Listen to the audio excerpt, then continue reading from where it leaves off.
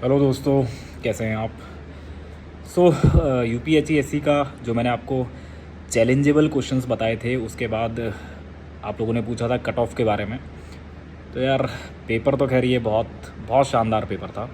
मतलब अगर जीएस की बात करें तो जीएस रिलेटिवली थोड़ी आसान थी, लेकिन वो वही है कि अगर आप लगातार उसके लिए पढ़ रहे हैं तो ही वो आपके लिए आसान है। अगर आप लगातार मेहनत कर रहे हैं, लगातार लगे हुए थे पेपर के लिए, तो आपके लिए आसान है। नहीं तो फिर वो वही चीज़ है कि 12 से 13 सवाल आप कर सकते हैं उसमें, और जो लगातार पढ़ रहे थे वो 18 से 20 सवाल तक पहुंच जाएंगे। बस यही हो सकता है। मतलब 10-12 सवाल तो हमेशा ऐसे होते ही हैं जो आपसे नहीं होते। तो फिर ऐसे में जीएस रिलेटिवली आसान है। और केमिस्ट्री तो बहुत दमदार थी ही। केमिस्ट्री में तो कोई दो राय है ही नहीं। केमिस्ट्री तो बहुत अच्छी थी, बहुत अच्छी थी केमिस्ट्री। ठीक है, कुछ सवाल थे जो एकदम देखते ही हो जा रहे थे। इसके अलावा बहुत से सवालों में कैलकुलेशन भी था, सोचना भी पड़ रहा था, और बहुत ज़्यादा सोचना पड़ रहा था।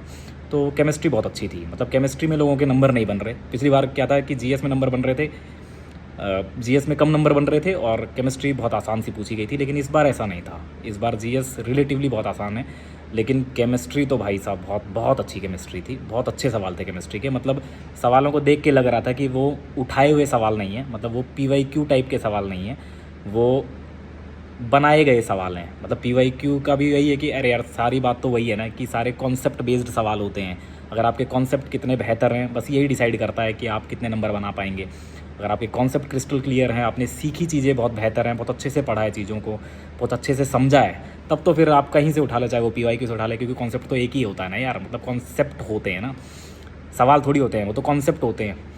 तो फिर ऐसे में अगर मैं केमिस्ट्री की बात करूं, मतलब उस पूरे पेपर की बात करूं, तो पूरे पूरे पेपर में जो कट ऑफ मुझे लग रही है, मतलब ये मेरी निजी राय है और मैं कोई भगवान तो हूँ नहीं कि मैं जो राय दूंगा वो सही हो जाए, मतलब मैं जो प्रिडिक्शन करूँगा वो सही हो जाए। लेकिन मुझे जो लगता है, जो डेटा मेरे पास स्टूडेंट्स का है, उसके हिसाब से कट ऑफ 58 से 62, मतलब 60 ±2, इसके रेंज में रह सकती है। 58 से 62 की रेंज में हो सकती है कट ऑफ। तो अगर आप 65 के आसपास हैं या 62 प्लस में हैं, तो फिर आप मान के चलिए कि आपका बन जाएगा मामला। मतलब ये लगा लीजिए 60 प्लस अगर आप हैं तो आपका मामला बन सकता है। आपको इंटरव्यू की तैयारी करनी चाहिए। इसके अलावा देखते हैं क्या रहता है। और हाँ, चैलेंजेबल में जो मैंने आपको बताया था वो 2 क्वेश्चन ही चैलेंजेबल थे। एक जो डिलीट होगा, जो मैंने आपको बताया था वो CSIR नेट वाला, और एक वो जो मैंने आपको बताया नेम रिएक्शन वाला जो सवाल है। इसके अलावा डाइक्लोरोकार्बिन और वो सब, डाइक्लोरोकार्बिन का यार वो IUPAC नेमिंग वैसे गलत है, लेकिन बहुत सी बुक्स हैं जिनमें वही नेमिंग दी है, तो क्या पता उसने वहीं से उठाया हो, तो वो चेंज नहीं होगा, है ना। तो उसके चक्कर में मत पड़िए आप। इसके अलावा मैंने आपको बता दिया कट ऑफ ये रह सकती है मेरे अनुसार। अब मैं भगवान नहीं हूँ, ऐसा रह भी सकता है, इससे ज़्यादा भी हो सकता है, इससे कम भी हो सकता है। देखते हैं क्या होगा। Best of luck.